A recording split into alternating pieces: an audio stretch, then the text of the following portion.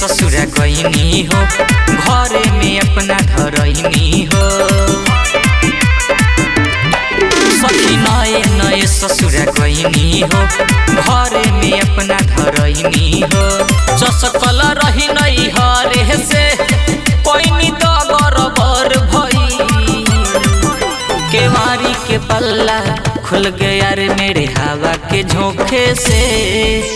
देवारा के देते देख ले सैया धोखे से, कि देहिया सिहर गई सखी रे जिया डर गई।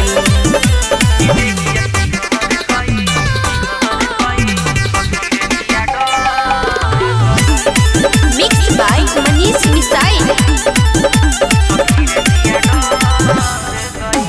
जोश में डूबल हम रही, बिगड़ल हमर मोहन रहे। टंगरी उठा के देवर जी मारत दाना दन रहे। कैसन फेरा में हमहू पर गहिनी, गलती से सखी चहर गहिनी।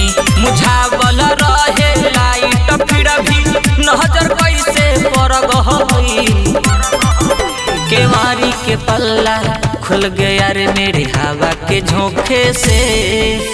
देवारा के देते देख ले सैया धोखे से, कि देहिया सिहर गई सखी रे जिया डर गई।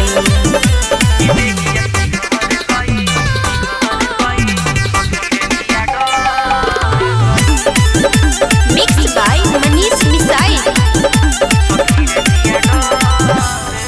घर से देहले बे लगाई हो, तिलखन हियो कर महाई हो।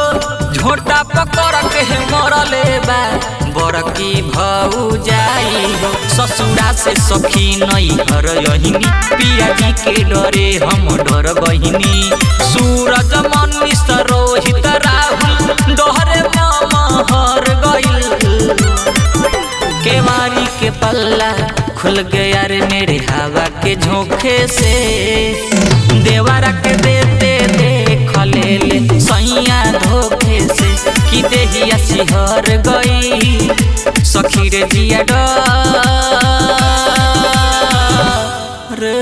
गई। मन खुश रिकॉर्डिंग स्टूडियो बखरी बाजार।